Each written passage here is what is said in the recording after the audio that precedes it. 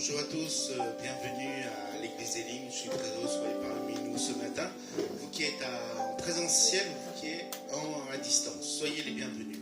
Avant de commencer par la louange, nous allons remettre tous ces instants dans la main du Seigneur. Nous allons fermer les yeux, courber la tête, prier pour notre pays, prier pour la situation actuelle qui se trouve dans le monde, prier pour nos besoins aussi, pour notre famille. Dieu pourvoira tous nos besoins selon sa richesse de sa gloire. Amen. Donc, prions pour notre pays, prions pour la situation actuelle, prions pour tout, parce que nous avons un Dieu qui écoute la prière de ses enfants et qui exauce la prière de ses enfants. Amen. Bien sûr, en son temps. Parce que le temps de notre Seigneur, ce n'est pas notre temps. Alléluia. Nous allons prier. Merci Seigneur pour tous tes bienfaits. Merci pour mes frères et sœurs qui sont ici. Et vraiment aide ceux qui sont sur la route à venir à bon port, Seigneur, afin qu'ils puissent écouter ta parole encore aujourd'hui, Seigneur. Seigneur, c'est pour nous un privilège d'être là dans ta présence, Seigneur. Parce que nous sommes dans ta maison, Seigneur. Nous voulons, Seigneur, que tu nous bénisses, Seigneur, que tu nous remplis de ton esprit, Seigneur, et remplir de ta présence encore ce matin, Seigneur, dans ta maison, Seigneur. Merci, Seigneur, parce que dans ta maison, nous avons la sécurité. Seigneur, nous avons la confiance, Seigneur, en toi. Merci encore, Seigneur, pour chacun d'entre nous. Merci aussi pour notre pays, Seigneur. Tu vois la situation, Seigneur. Mais nous te remettons tous, Seigneur. Nous te déposons tous nos fardeaux au pied de la croix, Seigneur Jésus. Merci encore, Seigneur, de pourvoir à tous nos besoins, Seigneur. Que ce soit pour nos frères et sœurs, pour toutes les personnes qui sont ici, Seigneur. Alléluia. Merci encore, Seigneur, pour tout ce que tu nous donnes. Merci encore pour notre famille, Seigneur, pour notre travail, Seigneur. Peut-être d'autres personnes n'ont pas de travail, mais nous avons en toi quelque chose, Seigneur. C'est toi qui pourvois tous nos besoins, Seigneur. Merci encore, Seigneur, de continuer à nous fortifier, Seigneur, dans ta présence, Seigneur. Sois loué, sois glorifié. Nous te prions, nous te remercions. Au nom de Seigneur Jésus-Christ. Amen. Amen. Alléluia. Je demande à la sœur Cathy de nous mener dans la louange. Alléluia, alléluia. La présence de Dieu est là. Je vous invite tous à lever, de chanter, de lever nos louanges à le Seigneur, de l'univers qui règne, qui est souverain ce matin. Encore il est là, il est ici avec nous. On va lever de dire que Seigneur, tu es trois fois saint, Seigneur, alléluia.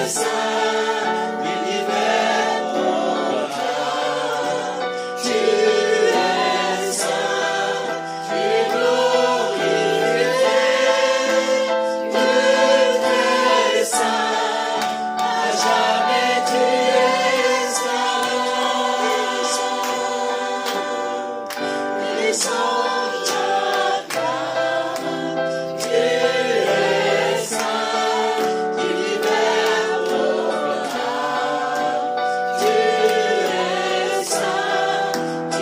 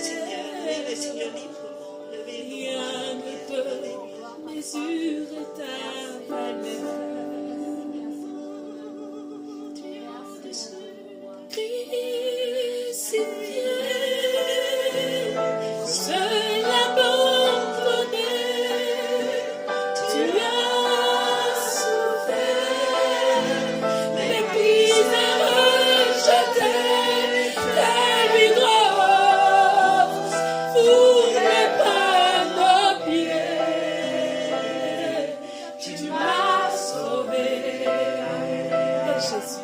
Tu m'as aimé. Par-dessus tout. Merci Jésus, merci Jésus. Nous t'adorons, nous te glorifions ce matin. Par-dessus tout. Alléluia. Merci Seigneur pour ton amour. Merci Jésus. Merci Saint-Esprit de Dieu. Merci pour ton amour. Merci pour ta fidélité. Malgré tout, tu nous as aimés au-dessus de tout. Tu nous as aimés au-dessus de tout. Tu as accepté de déchirer ton corps. Tu as accepté d'être foulé, Seigneur Jésus, pour que nous soyons sauvés. Jésus, nous voulons te dire merci. Notre cœur veut te dire merci. Ce matin, nous voulons être reconnaissants pour te dire simplement merci, Seigneur. Merci, Jésus. Prends les places, continuez à adorer, Seigneur, dans les moments des offrandes. Seigneur, nous t'adorer avec les offrandes, de dire que oui, Seigneur, nos vies est pour toi, tout est pour toi, tu as tout donné. Nous voulons vraiment donner, oui, Seigneur. Nous voulons engager envers toi, Seigneur. Fais-nous un peuple qui est engagé à toi. Oh Seigneur, merci pour ton amour. Le premier chant en répond.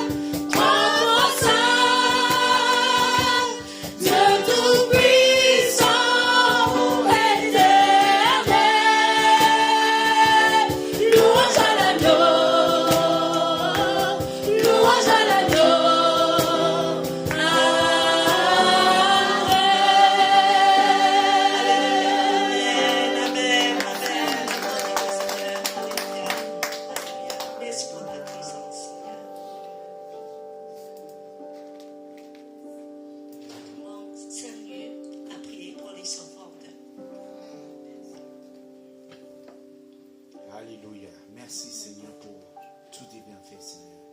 Seigneur, c'est le moment de donner notre temps, de notre argent.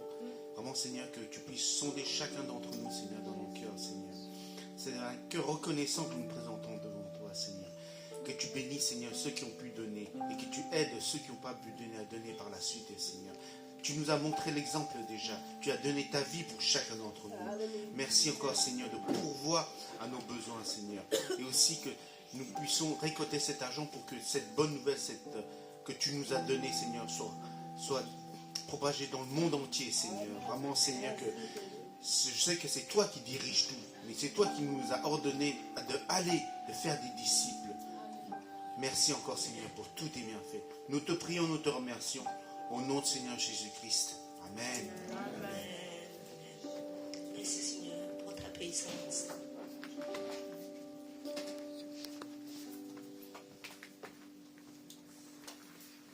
Bonjour à tous, bienvenue à notre église Elim. Je suis très heureux d'être parmi nous ce matin.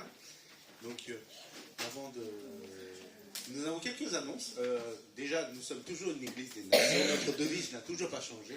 C'est aimer Dieu, aimer la famille de Dieu et servir les autres. Donc, voilà, servir les autres. Et nous avons aussi, juste après le culte, le Young Disciple, c'est-à-dire le groupe de jeunes. Donc, c'est tous les troisièmes dimanches de chaque mois. Donc, Et c'est entre 12h30 et 14h30, bien sûr, avec un repas. Donc, si vous êtes intéressé, vous connaissez des jeunes, vous pouvez contacter Philippe, qui se trouve devant, si vous ne le connaissez pas. Donc, l'évangélisation à Elim, c'est le 4e samedi. Donc, c'est samedi le 26, exactement. C'est de 14h à 16h. Donc, si vous êtes disponible dans ces heures-là, nous vous invitons à venir participer à l'évangélisation. Je pense que, Cathy, tu peux préciser peut-être qu'il y a d'autres églises qui participent avec nous. Voilà, on a fait ça avec l'église porte étroite. Donc, on a fait ensemble, on a mis une table devant, il faut contacter le quartier aussi. Mais c'est pour les cours anglais qui va démarrer au mois de novembre. Il y a déjà 400 personnes dans le quartier qui sont inscrites. Voilà, et nous avons besoin encore des accompagnateurs. Celles qui parlent bien anglais, qui puissent venir de pratiquer et de donner un peu de l'aide. Merci Cathy pour les précisions. Alors, dimanche prochain, nous avons aussi le parcours des disciples. Donc, vous savez que c'est le 2e et le 4e de chaque mois. Donc, le parcours des disciples, donc c'est de 12h30 à 14h30. Bien sûr, après 12h30, nous aurons un petit moment un repas, un sandwich, voilà, qui est fourni par l'église. Donc, comme je vous l'ai dit, les prochains cours, c'est dimanche prochain, le 27. Notez bien dans vos agendas. Et vous faites tous partie d'un groupe, voilà, un petit groupe. Voilà. N'oubliez pas, dimanche prochain. Voilà, c'est bon. Donc je vais donner la parole à Cathy pour le message du jour. Il y a encore une annonce. Ah, il y a encore une annonce? Il n'y a plus d'annonce, donc Cathy. D'accord. Il n'y a plus. Voilà.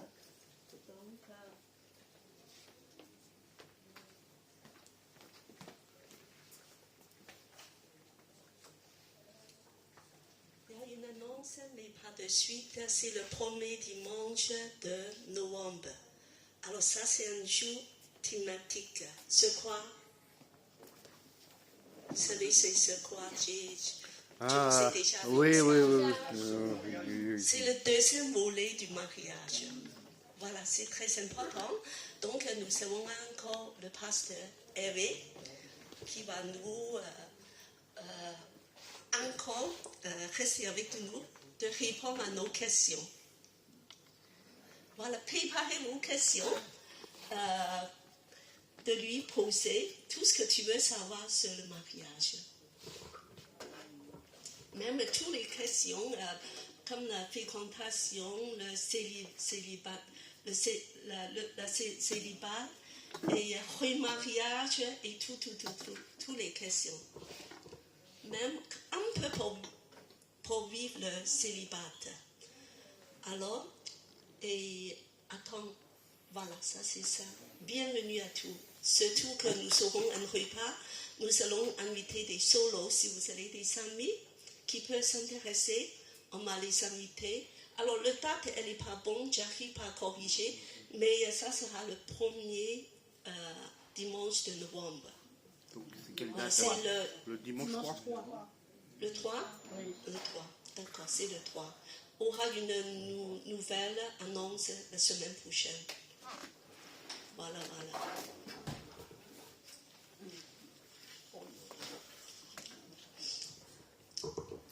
Alors aujourd'hui, ça sera le dernier dans la série de la ville de lumière. Qu'est-ce que c'est la ville de lumière? On a déjà parlé de ça. Ça, c'est le royaume de Dieu. La nouvelle Jérusalem. Les nouveaux cieux et la nouvelle terre. Ça fait partie aussi du royaume de Dieu. Et alors cette vie de lumière, ça nous appartient, c'est notre gloire future. Et bien que j'ai fait un résumé de dire que pour tous les 4 dernières prédications, vous saurez tout le résumé juste après. Donc, pas besoin de copier tous les versets, parce que ça sera affiché. Ça sera, envoyé dans le groupe. Et bien que tout à l'heure, dans la louange, moi je dis qu'on a touché le ciel un peu, n'est-ce pas? On a senti cette gloire de Dieu. Et en fait, c'est la gloire céleste. C'est la gloire de sa royaume. Imagine-toi, dans l'éternité, vous serez là de louer Dieu tout le temps. Tu as rencontré tous les saints et on va vous raconter ce que Dieu a fait dans nos vies. Et c'est dans cette ambiance de louange, de gloire, nous allons vivre dans l'éternité. C'est nos destinées. Nous voulons continuer dans cette ambiance de la gloire de Dieu, de continuer d'adorer, parce qu'aujourd'hui, on va parler aussi de quelque chose très important. Alors, et on va voir le suivant. Le suivant, c'est très simple. Voilà, c'est le rétrospectif. Vous n'avez pas besoin de copier. Donc, tout le résumé de la 4 dernières prédications avec les versets sont là. Vous pouvez revoir et surtout, je voulais relever le 4e. C'est un projet d'amour de Dieu, le royaume. N'est pas quelque chose juste de dire que c'est un programme. C'est un projet d'amour. Du Père pour les enfants, de Jésus pour son bien-aimé, rempli de l'amour. Alors aujourd'hui, je vais vous partager un étape très important, indispensable, de pouvoir entrer dans ce royaume de lumière. Sans celui-là, on ne peut pas, et c'est la porte ouverte qui va mener directement dans le royaume de Dieu. Qui peut être ça, c'est un événement. Qui peut deviner? On a parlé de beaucoup, on a parlé de la vie de lumière, des héritages, la préparation. Et cette étape, sans celui-là, on ne peut pas aller dans le royaume de lumière, dans la vie de lumière. Qu'est-ce que ça peut bien être, cet événement? Et en fait, c'est le climax. C'est le point cumulant de tout. Alors, devine un petit peu. Sans ça, on ne peut pas entrer dans la ville de lumière avant la résurrection même.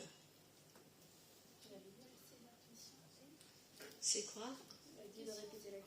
La question, c'est qu'il y a un événement indispensable pour nous mener directement dans le royaume de lumière, dans la vie de lumière.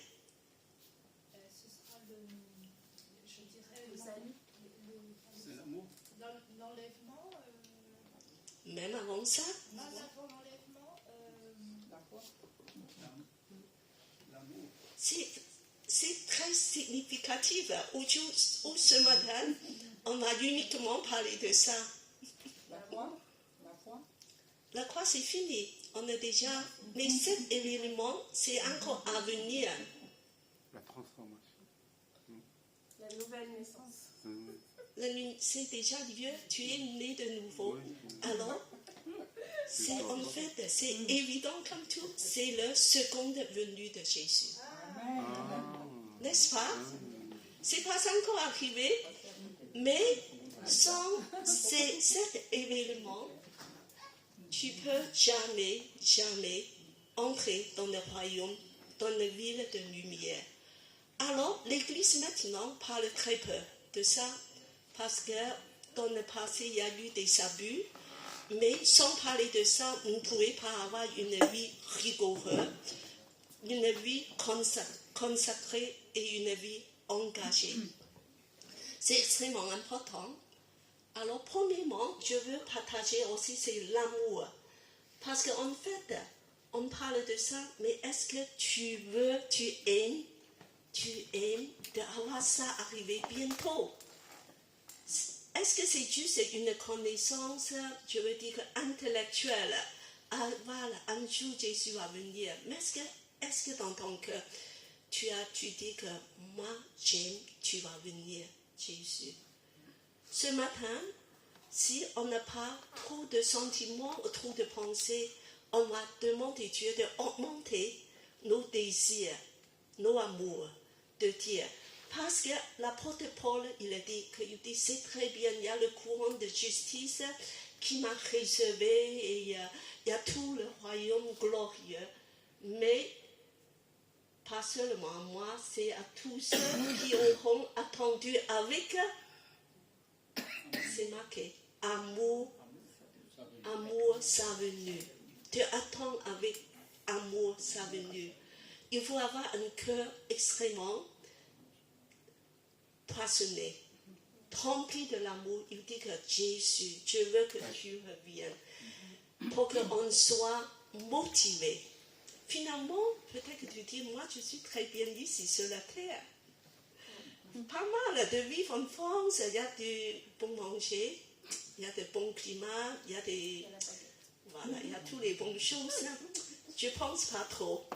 Alors, c'est pour ça que parfois Dieu nous envoie de la souffrance. Parfois, Dieu, dit que c'est milliers fois meilleur ce jour-là avec lui. Ce que vous avez goûté en bas, c'est un bout d'eau. Dans le royaume de Dieu, tout ça c'est augmenté des millions fois. Et tu auras Jésus avec toi, sa présence. Et alors, je voulais dire le thème très simple pour, en fait, le second venue de Jésus. Il y a 2 mots pour ça dans la Bible. Le premier mot, c'est avènement. Avènement. Quand dans le premier Thessalonique, il a parlé avènement. Ça veut dire, c'est le venu de Jésus, le second fois.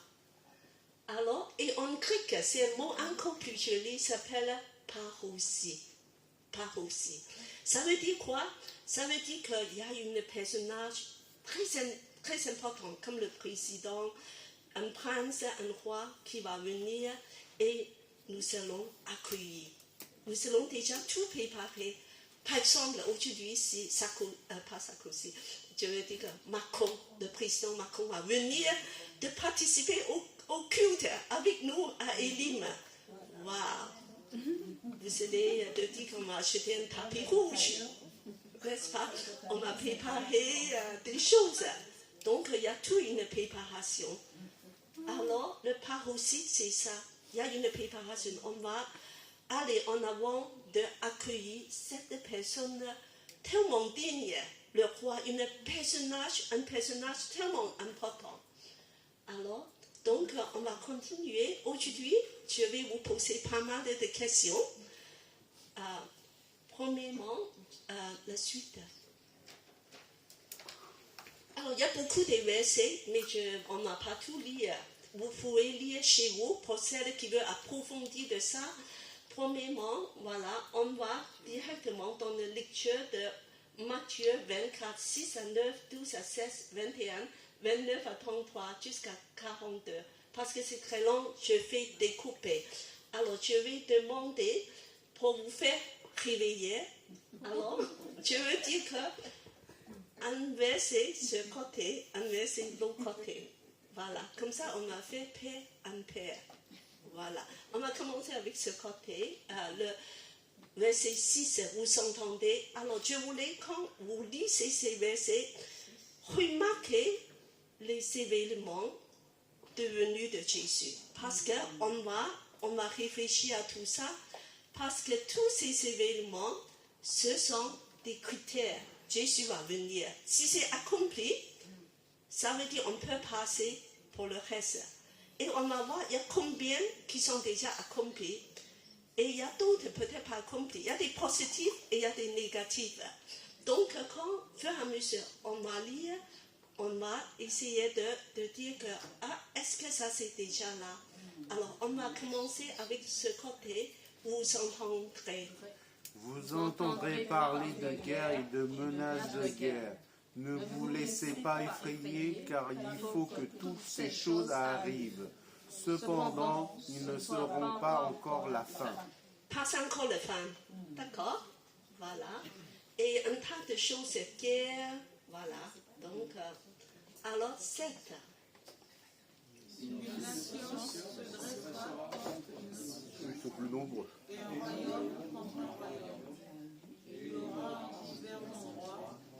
Famine, peste. Voilà. 8. Tout cela sera le commencement des douleurs. Juste le commencement. Juste le commencement. Voilà, continue. Alors, on vous livrera à la persécution et on vous fera mourir. Vous serez détestés de toutes les nations à cause de mon nom. Philippe, tu reviens, on a tourné la page. Alors, et puis on a parlé de persécution. Est-ce qu'il y a des persécutions dans le monde? Voilà, on se demande. Alors, le suivant, on va continuer à lire.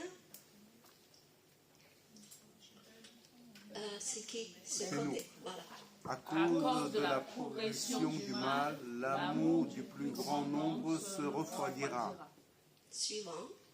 Mais celui qui persévérera jusqu'à la fin sera sauvé. Ah, il y a des gens qui tiennent bon.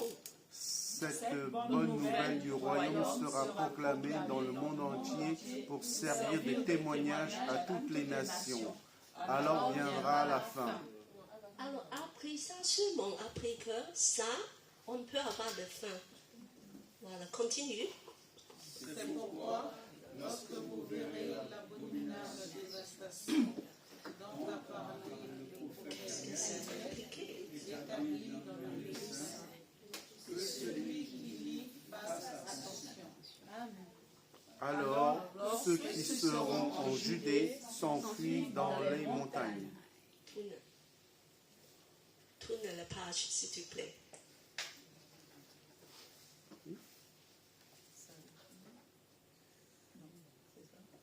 Voilà, le 21. Car alors la détresse sera si grande qu'il n'y aura pas de pareil depuis le commencement du monde jusqu'à présent et qu'il n'y aura jamais plus. Une très très grande détresse. 29. Aussitôt, après ces jours de détresse, le soleil s'obscurcira, la lune ne donnera plus sa lumière, les étoiles tomberont du ciel, et les puissances célestes seront ébranlées. Alors le signe du Fils de l'homme apparaîtra dans le ciel. Toutes les nations de la terre verront et verront le Fils de l'homme venir sur les nuées du ciel avec beaucoup de puissance et de gloire. Continue. Il enverra ses anges avec la trompette retentissante, et ils rassembleront ceux qu'il a choisis des quatre coins du monde, d'une extrémité du ciel à l'autre. L'enseignement donné par Matthieu. Tirez instruction de la parabole du figuier. Dès que ses branches deviennent tendres et que les feuilles poussent, vous savez que l'été est proche. De même, quand vous verrez toutes ces choses, sachez que le Fils de l'homme est proche, qu'il est à la porte. Alors, le suivant. Alors 2 hommes seront dans un champ, l'un sera pris et l'autre laissé. Non, c'est à eux.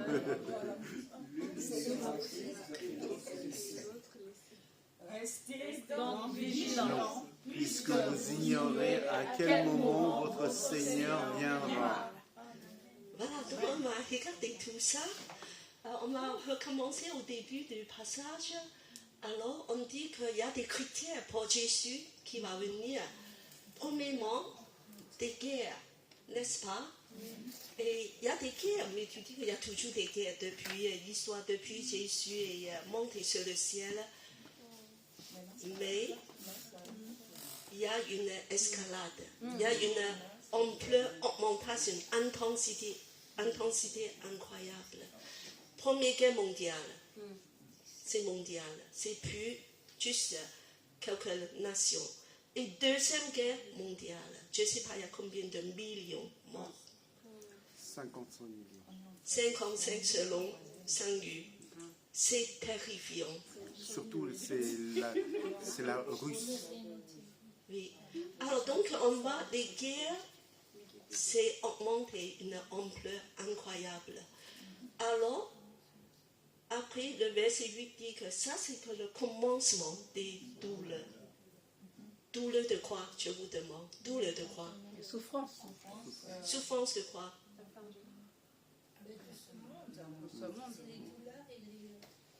Commencement de douleur, ça veut dire que la douleur il va augmenter. C'est comme une femme qui est enceinte, qui va donner naissance à un enfant. Donc, vous voyez que le début de naissance, c'est un peu de douleur. On connaît tous, c'est des femmes qui ont donné, et ça va être de plus en plus régulier, ça va augmenter, c'est plus en plus.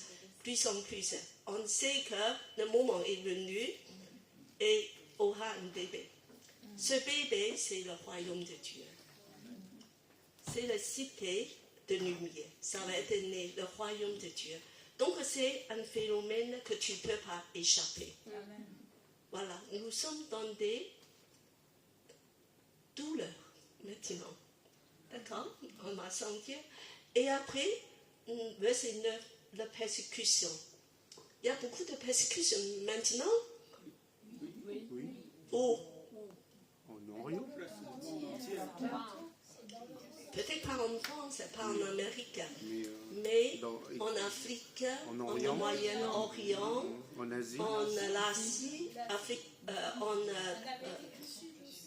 oui, il y a aussi, et surtout que récemment, il y a un chiffre effrayant, en Afrique, dans le sud de Sahara, tous ces pays-là, il y a une tellement grande persécution. On a tué des villages, chassé des chrétiens entiers. Il y a 16 millions de gens déplacés. 16 millions. On ne parle pas de milliers, on parle de millions maintenant. Ces gens-là, ils sont sous des tentes, dans des conditions de vie extrêmement précaires, surtout en Nigeria. Il y a encore au Burkina Faso, il y a encore, oui, voilà, Niger, encore. Tout cet coin, 16 millions de chrétiens persécutés. Alors, tout le Moyen-Orient aussi. Si tu as une Bible, tu vas mourir. Voilà, donc la persécution monte en ampleur, incroyable. Ne pense pas parce qu'on est en France qu'on ne sent pas, mais le reste du monde, c'est très actuel. Ça. Alors, on a tourné la page. La détresse, on a parlé de toutes ces détresses, et on a parlé aussi, je crois qu'il y a encore quelque chose. Oui, c'est ça. Alors, le mal dans la société actuelle, je crois qu'il y a une ampleur incroyable à cause de tout ce qui est de Internet, beaucoup de choses. Réseaux sociaux. Et sur des réseaux, voilà. On voit une violence, insécurité et des problèmes qu'on n'a pas eu avant. C'est extrêmement répandu. Alors, tu as encore dit, on a parlé tout à l'heure, la peste. Qu'est-ce que c'est? C'est l'épidémie. Ça te rappelle quelque chose? Covid. Avant, c'était pas comme ça, c'était localisé, mais maintenant, c'est mondial. Voilà. Il y a l'épidémie, la peste, et puis la famine. Il y a beaucoup de famine dans des pays pauvres. Alors, tout ça, c'est en augmentation. Moi, je pense que c'est déjà accompli. Hein. Tout ça, c'est... Et puis, qui progresse du mal. C'est déjà là. Mais le peuple de Dieu tient bon, persévérer. On sait que beaucoup de chrétiens en Afrique tiennent très bon. Et ils restent fermes avec Dieu. Et puis, attention, le 14, je vous demande, est-ce que c'est accompli, ce verset?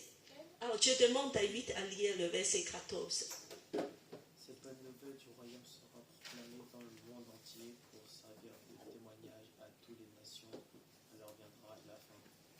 ça, vient la fin.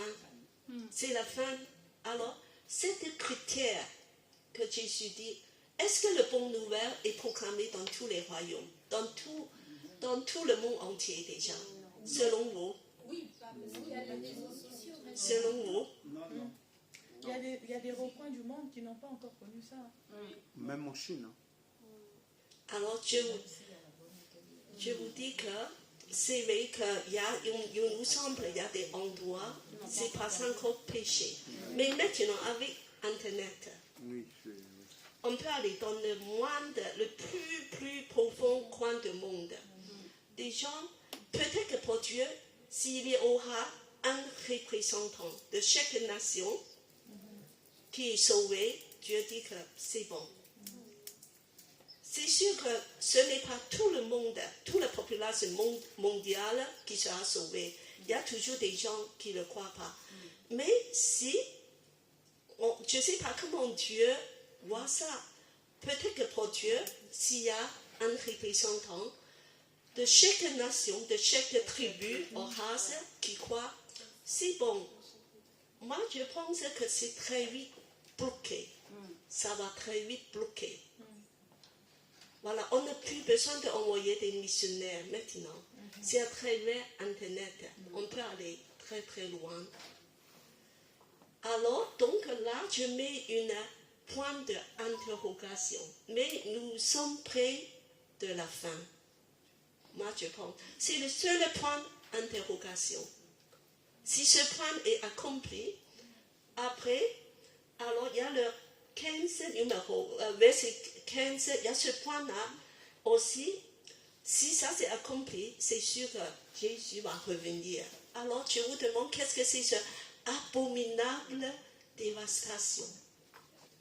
C'est quoi? Il y a d'autres versets de dire abomination de dévastation. Donc, en fait, ça vient d'une prophétie de Daniel 9. Alors, il dit qu'à la fin du temps, il y aura le antichrist qui va apparaître. Qu'est-ce que c'est ce antichrist? En fait, c'est l'accumulation de tout le mal qui est en fait centré sur une personne personnalisée sur une personne. Peut-être même sur un système, on ne sait pas. Et quand c'est personnalisé, et ça va apparaître, et quand il apparaît, c'est vraiment la fin. Parce que c'est selon la Bible, c'est vraiment la fin. Quand cette personne, et en plus, il va proclamer Dieu dans à Jérusalem, dans le temple à Jérusalem. Alors le temple, on dit qu'on va reconstruire le 3e temple. Et Israël est déjà prêt avec tout ce qui est le 3e temple. Il me semble, j'ai eu même des informations, ça peut être construit dans une façon très très vite, dans un mois, peut-être même moins. Tout est prêt, tous les matériels, toutes les choses sont prêtes. Et Israël attend de construire le 3e temple. Parce que quand cet personnage qui va apparaître dans le lieu saint, alors regarde, le lieu saint c'est le 3e temple. Le temple de Jérusalem c'est déchu, il n'y a plus maintenant. Donc pour qu'il puisse tenir dans le lieu saint, il faut que le 3e temple soit construit. Et ça va être se faire. Israël tient beaucoup à reconstruire le temple, le 3e temple aussi. Alors, quand tu vois cette personne apparaître, ça y est, c'est bon. Jésus va revenir. Alors, on va voir qu'est-ce qui va se passer quand il va revenir. On va tourner une très très grande tribulation, une détresse, le monde n'a jamais eu. La cosmos va être bouleversée. Une très très grande souffrance pour toute la terre. Alors, c'est dans ces grandes souffrances, le verset 30. Jésus va apparaître dans le ciel pour sauver le monde et sauver surtout Ceux qui l'appartiennent. voilà, ses enfants. les enfants de Dieu. Les enfants de Dieu. Il va venir avec beaucoup de puissance et la gloire. Il va venir sur les nuées. Voilà, comme il a monté sur les nuées, il va revenir sur les nuées. Et il va envoyer les anges. Il va rassembler ses peuples, son peuple. Et puis que, voilà. Et à ce moment-là, il y aura enlèvement de l'Église. L'Église va être enlevée. Voilà, de quitter toutes ces souffrances. Waouh! C'est là, Jésus va enlever toute l'Église dans le ciel et nous allons réunir avec Jésus dans le ciel. Et ceux qui sont morts, qu'est-ce qui va se passer? Les morts en Christ. Morts en Christ. Les croyants morts, les croyants, ils vont ressusciter. Ils vont ressusciter. Et nous, si on n'est pas mort, qu'est-ce qui va se passer? Enlevé. L'enlèvement des cieux. Oui, enlèvement, mais tu peux aller dans le ciel avec ton corps comme ça? Non, transformé. Tu vas être transformé. Tu auras un nouveau corps. Un corps glorieux, incorruptible. C'est là que ça va, tout va se passer à ce moment-là. Et en plus, Jésus va donner un grand tuyau. On va partager ce tuyau. C'est le verset 32. Il dit que c'est ce parabole de figuier. Dès que tu vois ce figuier qui va avoir des feuilles qui repoussent dans ses branches, tu sais que la saison est arrivée. Il faut discerner la saison. Et ce figuier, c'est quoi? C'est un grand tuyau. Hein? Le figuier, c'est quoi? Dans l'Ancien Testament, le figuier, toujours, c'est un symbole d'Israël. La renaissance d'Israël. Alors, l'été est proche. Est-ce que Israël a été tout le pays a été détruit pendant presque 2000 ans et en 1948, Fondation de l'État d'Israël. la nation est renaître. Israël est renaître. C'est ça le figuier. Renaître. Alors, Jésus dit que si tu vois ça, tu vas s'approcher. La saison va s'approcher. L'été est proche. Alors maintenant, ça fait presque 70 ans Oui, que l'État d'Israël. que l'État d'Israël. Alors, je ne sais pas comment Dieu calcule. Il y a des gens qui disent qu'ils ne calculent pas de 1948. Ils calculent le jour quand Israël a pris Jérusalem. Alors, c'est quelle année? 1967. Des guerres de 6 jours. Guerre de 6 jours. Alors, donc, c'est des, voilà, je dis que c'est des prédictions. Alors, moi, je ne sais pas comment Dieu fait son calcul. Mais Dieu nous donne quand même un tuyau. Regardez, quand Israël est là, de naître à nouveau, fais attention. C'est plus comme avant, pendant presque 2000 ans, 1900, presque 2000 ans, il n'y a rien qui s'est passé avec Israël. Ils sont toujours dispersés dans les nations. Mais il y a un jour, c'était, voilà, 1948, Israël est renaître. Voilà. Donc, fais attention, parce que c'est le figuier, il est là. Alors, je vous pose une question très personnelle. Est-ce que vous pensez, le jour, quand Jésus va revenir, tu seras là? Alors, chacun nous fait son compte. C'est à toi à réfléchir, à voir. Est-ce que tu penses que tu seras là? Est-ce que c'est proche? Ou tu penses dans combien d'années? Je ne sais pas. Parce que la date, le jour, personne ne sait. C'est un trop secret. Gardé par le Père. Mais Dieu nous a demandé de discerner la saison. Il ne faut pas être stupide. Il faut discerner la saison. Ça peut être dans 20 ans, 30 ans, 40 ans, 50 ans. et de veiller. Oui. Mais je pense que nous sommes vraiment à la fin de la fin des temps. Oui, tout le monde sent, même des non-croyants, parce que tout peut arriver, tout peut basculer d'un moment à l'autre. Alors, et je te demande, Philippe, tu penses que tu seras là quand Jésus revient? Tu sais pas? Donc tu penses que c'est peut-être très loin. Alors, David, qu'est-ce que tu es? Ou c'était plus jeune? Tu sais pas? Donc, alors Samuel, qu'est-ce que tu penses? Je suis dubitatif. Qu'est-ce que ça veut dire? Dans un sens, pas trop. On voit, c'est vrai que par rapport à la Bible, on voit beaucoup de signes, mais est-ce que c'est vraiment... Je ne sais pas. Voilà. Mais comme on dit, il faut être vigilant, être prêt, être sur nos gardes. Voilà, donc moi, je vous donne cette question. Chacun, vous faites vos comptes. Il faut savoir compter vos choux.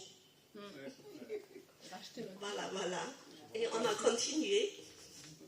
Pasteur, Oui. pour cette question, c'est chaque jour pour chacun de nous. Ça veut dire que nous devons être prêts chaque jour, parce qu'il revient, comme on ne connaît pas, donc nous devons être prêts à tout moment. Oui, on a parlé de ça. Alors, c'est comment C'est comme Jésus revient comme un voleur dans la nuit. Comme un voleur dans la nuit, mais je vous dis que beaucoup des signes sont déjà accomplis. Attention. Voilà. Ce n'est pas comme il y a 100 ans. Et voilà, donc on a continué. Philippe. Continue. Alors donc, ici, j'ai fait un tout petit résumé. C'est tous les signes accélérés. Plus en plus accélérés, c'est comme la douleur d'enfantement. Voilà. Après, alors Philippe, la suivante. Non, pas besoin, je vais vous passer sur le réseau. Je vais te passer ce message. Alors, il y a ce antichrist, on n'a pas encore vu. Donc, soit de dire, pour le moment, on est tranquille. Il n'est pas encore là. Donc, mais à combien de temps il va apparaître? Je vous dis que Hitler, c'est dans très peu de temps, il a apparu dans l'histoire. C'est vers 1930, il a pris pouvoir. Et Hitler. Adolf Hitler. Dans moins de 10 ans, c'est la Première Guerre mondiale. C'est ça se passe très vite, des choses. Il a pris pouvoir vers des années 1930.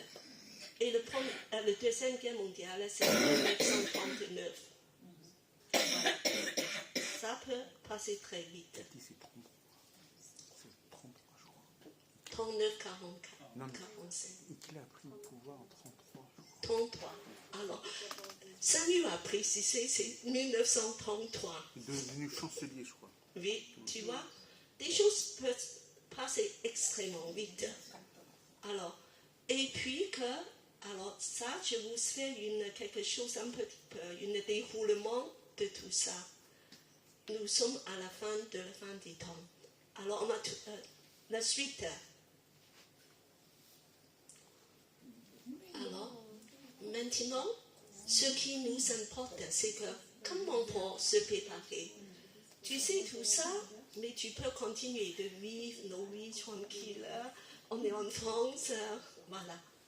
Et on va voir ce que Jésus, de suite après, c'est annoncé, il dit que je vous donne une parabole. C'est le parabole des 10 vierges aux 10 jeunes filles.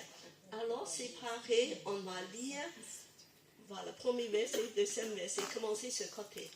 Alors le royaume des cieux ressemblera à 10 jeunes filles qui ont pris leur lampe pour aller à la rencontre du marié.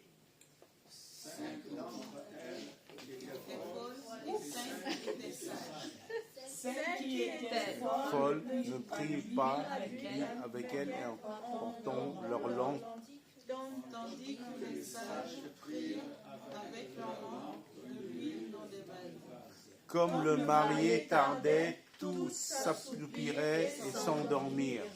Au milieu de la nuit, on cria, voici le marié, allez à sa rencontre.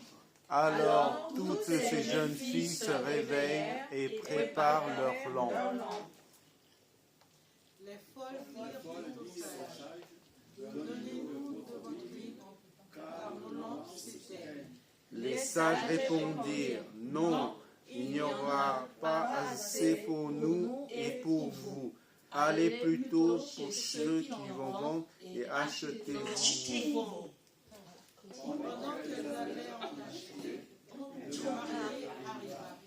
Celles qui étaient prêtes entrèrent avec lui dans la salle des noces, et la porte fut fermée. Plus tard, les autres jeunes filles vinrent et dirent, Seigneur, Seigneur, ouvre-nous. Mais il répondit, je vous le dis en vérité, je ne vous connais pas. Restez donc vigilants, puisque vous ne savez ni le jour, ni l'heure où le Fils de l'homme viendra. Amen. Reste vigilant. Voilà, le suivant, on va voir qu'est-ce que c'est, les 10 jeunes filles. Alors c'est un cortège de mariage comme l'époque. Toutes les jeunes filles vont accompagner le marié pour aller dans la maison de la mariée. Et là, on va accomplir tous les rituels de mariage. Donc c'est une coutume de l'époque. Mais il faut préparer des normes parce que le marié peut arriver dans la nuit. Et les 10 jeunes filles, c'est qui? Dans la tradition juive, 10 personnes, ça signifie quelque chose. Quand on aura 10 hommes, on peut commencer une synagogue. On peut prier en public. On peut avoir une congrégation. Ça représente une congrégation. Comme nous, aujourd'hui, alors dedans, il y a 5 qui sont sages, sensées, prudentes. Il y a 5 qui sont folles, stupides. Voilà. Mais tous les 10, quand on regarde, en apparence, il n'y a pas de différence. Parce qu'en fait, chacun il a de l'huile, pas de l'huile, il a une lampe. Il a pris une lampe. La lampe dans la Bible représente le ministère. Ils font tous quelque chose pour Dieu. Ils sont des ministères. Ils sont des jeunes filles qui attendent le retour du Seigneur, qui viennent à l'église, qui font tout, et qui sont là, et ils sont tous préparés, ils attendent le Seigneur.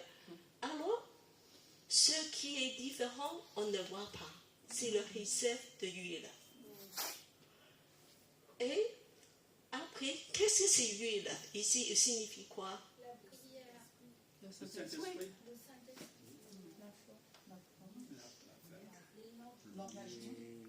Voilà. Moi, je dirais l'huile dans la Bible, d'habitude, ça signifie le Saint-Esprit. Ça veut dire qu'on doit avoir une vie vivifiée par le Saint-Esprit, une vie dirigée par le Saint-Esprit, et de marcher avec le Saint-Esprit, une vie qui est rigoureuse, une vie engagée. En fait, ça ne se voit pas. Ça, c'est ta relation avec Dieu. Chacun nous le sait. Et tu peux faire plein de choses. Mais est-ce que tu as cette relation d'intimité avec Dieu? Tu as de l'huile dedans. Peut-être tu as un petit peu, pas beaucoup. Mais peut-être pas assez. Mais peut-être, voilà. Donc chacun il va répondre à ça. On sait seulement qu'il y a 5 dedans qui ne vont pas passer le test. Il y a 5 qui vont être rejetés. Alors, dans nos assemblées, je vous dis que chacun, c'est à vous à rendre compte pour vous-même. Parce que moi, je suis pasteur, mais je ne le vois pas dans recette d'huile. C'est à toi à faire attention à vos recettes d'huile, de garder de l'huile. Alors, et maintenant, quand ils sont découverts, oh, le moment crucial, j'ai pas de huile. Qu'est-ce que je fais? Alors il demande d'autres. Donne-moi de l'huile. Lui, les autres disent, désolé, on ne peut pas partager de l'huile. Chacun, vous savez, vos propres huiles. Va acheter. Il faut aller acheter. Il faut payer le prix. Il faut faire des efforts. Il faut aller dans un endroit de trouver de l'huile. Il faut acheter. Mais tu me dis que le Saint-Esprit est gratuit pour tout le monde. Moi, j'étais rempli de Saint-Esprit, voilà, il y a 5 ans, il y a 2 ans. Moi, j'ai toujours, voilà, le Saint-Esprit. Mais ce qu'on demande, c'est maintenant. Est-ce que tu as encore le Saint-Esprit rempli? La Bible nous dit, sois rempli sans cesse, continuellement, sois rempli de Saint-Esprit. En Éphésiens 4, sois rempli de Saint-Esprit continuellement, pour que tu auras toujours le réserve de l'huile. Et ce réserve de l'huile, ça va être très important. Et il faut que tu achètes. Comment? Tu achètes comment? Il faut lire la Bible, lire la parole. Il faut prier.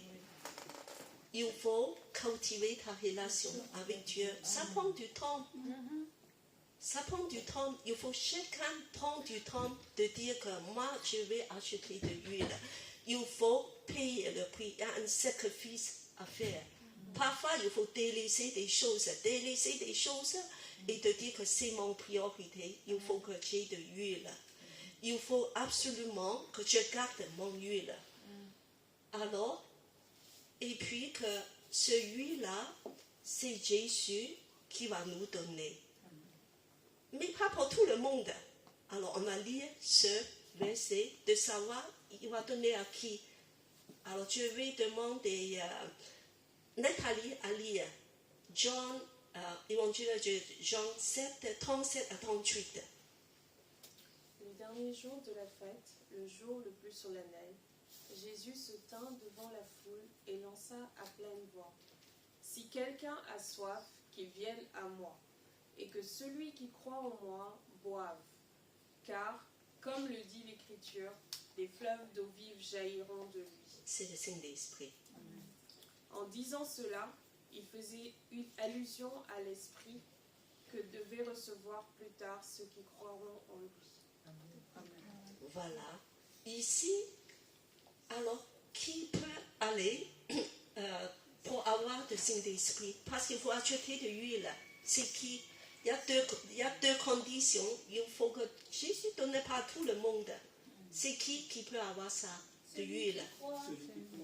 Celui qui croit premièrement déjà, et il y a qui encore qui a soif. Est-ce que tu as soif? Le problème, c'est que tu crois, mais est-ce que tu as soif? Je ne peux pas avoir le soif pour toi. Chacun, tu devais chercher de dire que moi, Dieu augmente cette soif en moi. J'ai le soif. Il faut, si tu n'auras pas soif, tu ne vas pas venir. De dire que moi, je veux acheter de l'huile. C'est précieux pour moi. Donne-moi de l'huile. Il faut absolument que j'ai des réserves de l'huile. Alors, il faut que tu aies soif. Et qui a encore, et comment faire? La personne qui a soif, qu'est-ce qu'il faut faire? Il faut boire.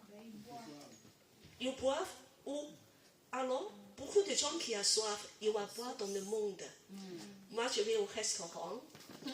Voilà. Moi, je vais chez une personne, je vais trouver un bien-aimé, cette personne qui va assoiffer ma soif.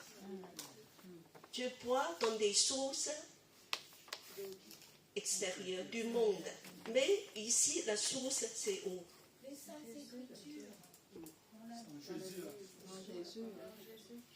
Alors, on a lu ensemble le deuxième ligne au milieu. Si quelqu'un a soif, qu'il vienne à moi. Qui? Vienne à Jésus. Ne bois pas ailleurs. De chercher tes amis, des choses. je fais ce que je veux. Voilà, c'est le monde que je vais chercher. J'ai soif, mais je vais chercher en dehors de Jésus. Alors ici, il faut que tu viennes à Jésus pour boire. Viens à Jésus. Pour acheter de l'huile, il faut que tu aies soif. Il faut que tu viennes à Jésus. C'est les deux conditions, soif et viens à Jésus pour boire. Et qu'est-ce qui va se passer? Ce Saint-Esprit va jaillir de toi comme un fleuve de l'eau vive. Jésus va déverser le Saint-Esprit en toi comme une source qui va jaillir, tellement riche qui va déborder de toi. C'est une promesse de Jésus. Il a le faire. Il a la puissance de remplir ta vie, de te satisfaire, de enlever toute ta soif, de te satisfaire, rassasier en Jésus. Alors, pour acheter de l'huile à Jésus, pour venir à lui et avoir soif. Alors, on va continuer. Alors, le venu de Jésus, c'est une réalité. Parce que c'est le douleur d'enfantement. Il va venir comme un douleur. Le moment que tu attendais. C'est sûr, il va venir.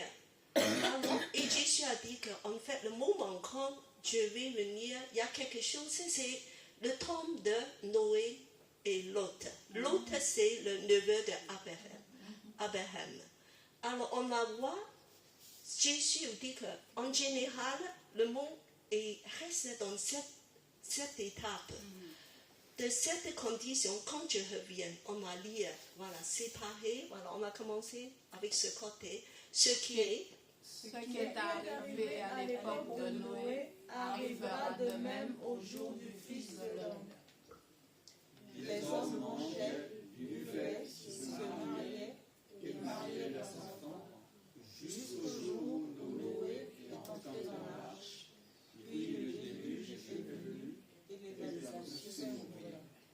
Inconscient, fait des choses bonnes. Le déluge est arrivé. Après, ce sera comme à l'époque de Lot. Les hommes mangeaient, buvaient, achetaient, vendaient, plantaient, construisaient. Mais le jour où Lot est sorti de Sodome, une pluie de feu et de soufre est tombée du ciel et les a tous fait mourir. le jugement tombe. Alors, continue. Il en ira de même le jour où le Fils de l'homme apparaîtra. Alors, quand Jésus va apparaître, c'est la même époque. Le monde va être comme ça. Alors, je te demande, il y a quelque chose de mal? Verset 28. Manger, buvez, acheter, vendez, planter, construisez. Il y a quelque chose de mal? Non.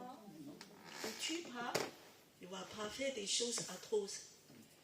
Voilà. Mais pourquoi c'est pas bon? Pourquoi il y a un problème? Parce qu'il n'y a pas que ça à faire. Parce que ces gens-là qui ont fait ces activités, le but de vie, ça devient le but de vie. Alors ça devient une priorité, ça devient une préoccupation. Quand toutes ces choses, manger, buvez, acheter, vendre, même travailler, planter, construire, ça devient ton but de vie et tu ne vas pas plus préparer pour le venu de Jésus. C'est mauvais. Tu vas être jugé.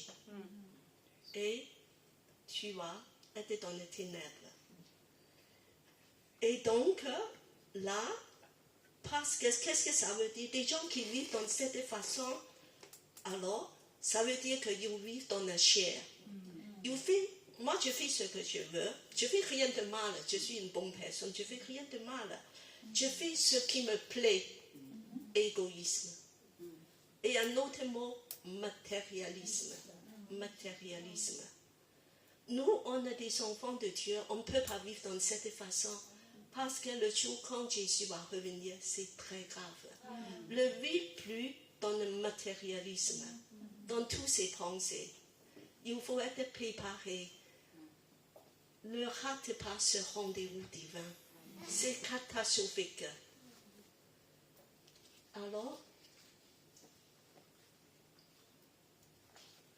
êtes-vous préparés? Maintenant, chacun va répondre à cette question pour vous-même. Alors, Jésus aussi nous donne des tuyaux de dire que pour vous aider, il y a quelque chose. Si vous allez faire, vous serez préparés. Alors, je demande à Maggie à lire, veillez et priez.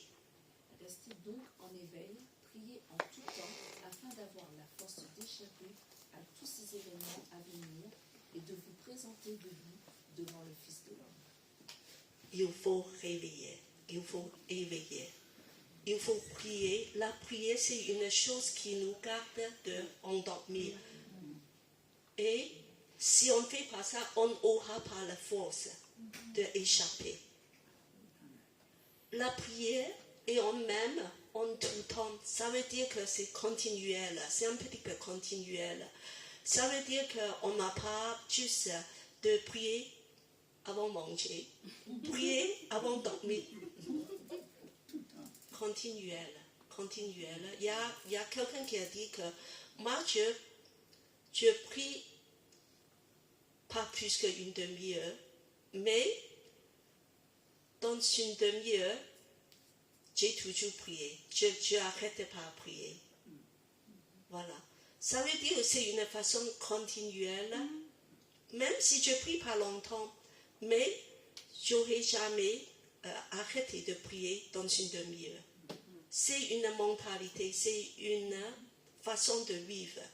C'est vrai que depuis que j'ai préparé ce prédication, j'ai prié beaucoup plus. J'ai essayé d'intégrer ma prière dans les choses quotidiennes. Voilà, de dire que Jésus, voilà. Moi, je trouve que c'est une façon de ne pas séparer le secret, la prière, et puis que ta vie quotidienne. Juste de mettre tout dedans, ça devient un style de vie, de prier sans cesse pour qu'on puisse avoir la force d'apparaître devant le Fils de l'homme. Et puis, moi, je dirais le deuxième point, vivre une vie sainte, consacrée, engagée, séparée du monde,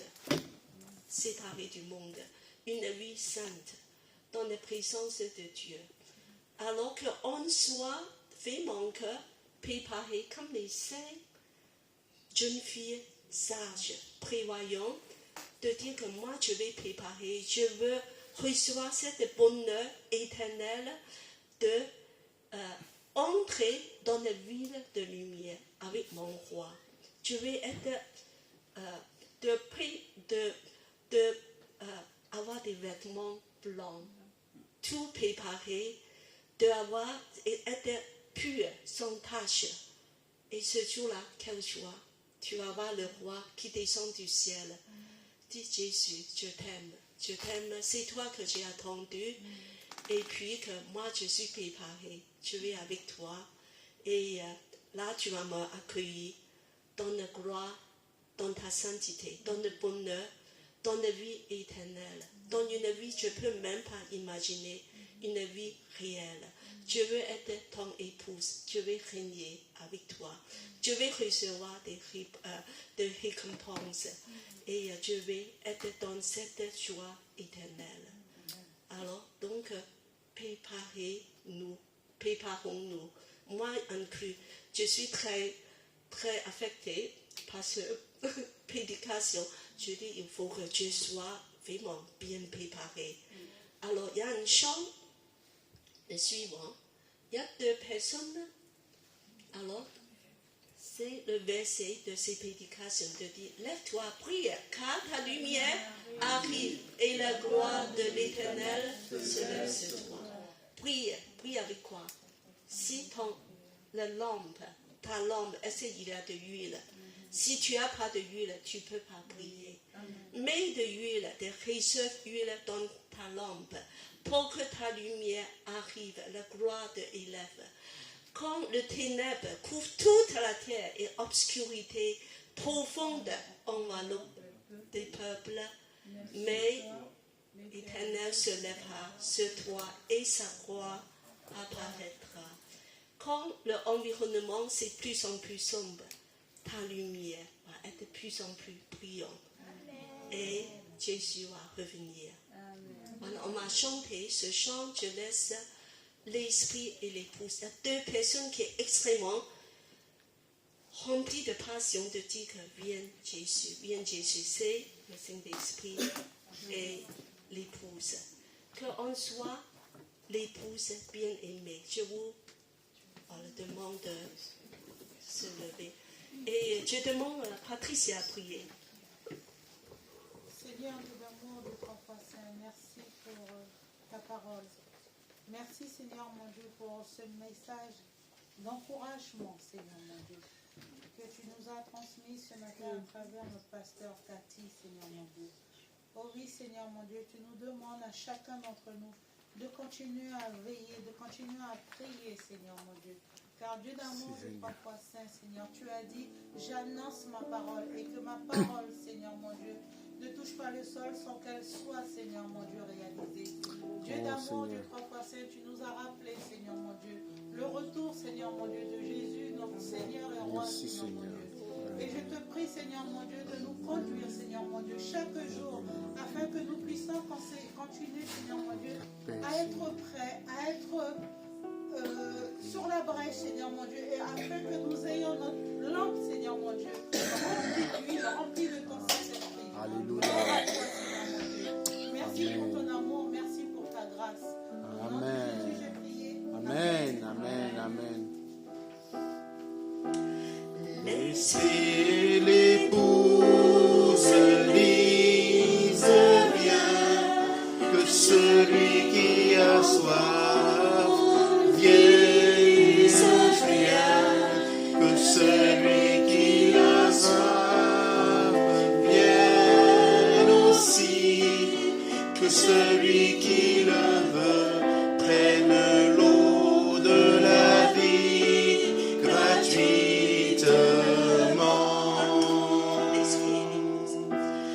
Laissez l'épouse dise bien que celui qui entend dise bien, que celui qui a soif vienne aussi, que celui qui le veut prenne l'eau de la vie gratuitement.